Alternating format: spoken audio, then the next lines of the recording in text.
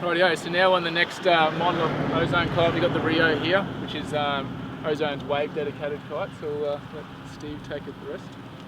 Yep, well it's the main thing that I ride. I live in a place where there's no flat water and only waves, and yeah, I've learned to become a kite surfer later on in life. So basically it's my favourite kite of all.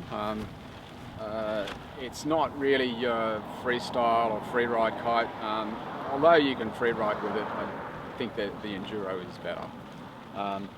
But in terms of riding waves, I've never flown a kite like this one.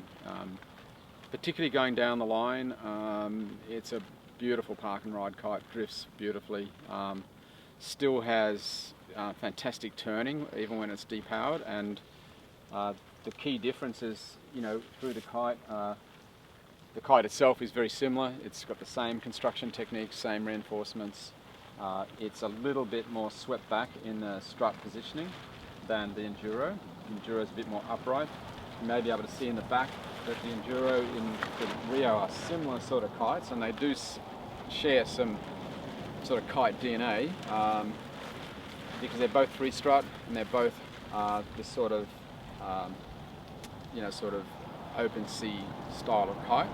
But this has been so highly refined by the designer, who's also a, you know, strapless wave kiter, and just loves kiting in waves, and you know, it's sort of his baby. It's just a lovely kite to fly in waves and very easy to relaunch, which is important because everyone drops their kite in the waves every now and again. And the key thing, I guess, is the ability to ride and link turns top to bottom with just one hand on the bar, because you can't do it with two hands on the bar. So you know, you're basically just turning one way and then doing your turn and grabbing the bar on the other side. You're initiating the turn with one hand and then grabbing the bar and completing that turn as you go through, and then go back for another hit. And that's probably the thing I'd like to sort of cover with the range of movement. If you hold those lines for me, Braden. If I was hooked in to my harness, the chicken lip would be about there, and I can ride, you know, one-handed. That's like that full power for me. That's where I'd have my kite tuned to full power. And then, you know, by the time I get to here, basically at arm's length, there's no more pull from the kite, or very small pull from the kite, but I've still got full steering. And that is the key design difference with this kite over above all the other kites in the range, is that it has a very short sensitive depower, and for that reason it's not for really any other style of riding, because if you push the bar out, it feels like the kite's got no power. So it requires a bit more sensitive, you know, a bit more intuitive kite flying skill, and I only recommend it really for wave riding for that reason. You'd almost say that the ability to power the kite is really on and off. Yeah, There's on and off. Yeah. It's not necessarily a progressive bar feel that you might find in other models of kites. Yeah.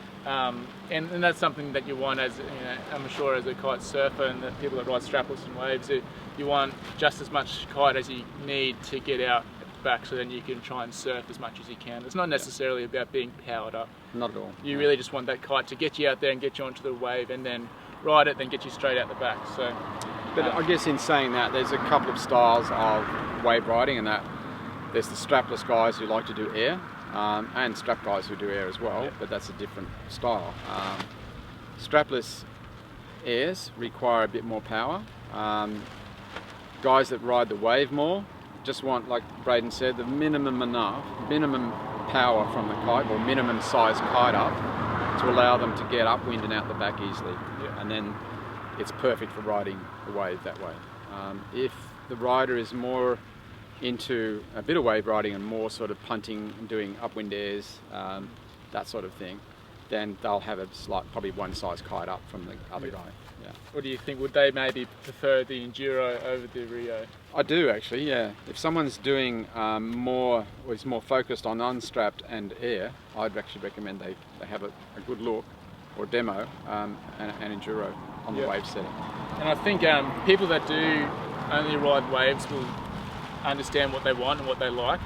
I think initially when you're getting into it, maybe it'd be something to consider and talk to your local shop about kite design and what you actually want to do when riding. I mean, if you only want to ride waves, then maybe you're probably better off on a REO, where if you want to do a little bit of both, maybe an enduro might be a better choice, but that comes back to personal preference and your own riding style as well. So that's the REO. And I guess the main thing that I noticed, just in regards to one other thing, is the bridle attachments. If you remember back on the enduro, the front bridle is attached quite close to the center of the kite, where I don't know if you'd be able to see it well enough with the grass underneath it, but the bridle itself doesn't attach directly or as close to the center strap. There's no center attachment.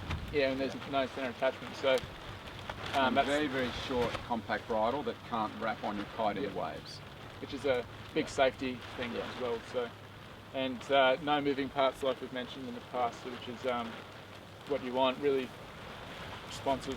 So that's the REO, that's the Ozones wave kite and wave specific kite. So now we're going to go into the C4, which is on the other end of the scale, and we're going to go talk about that one.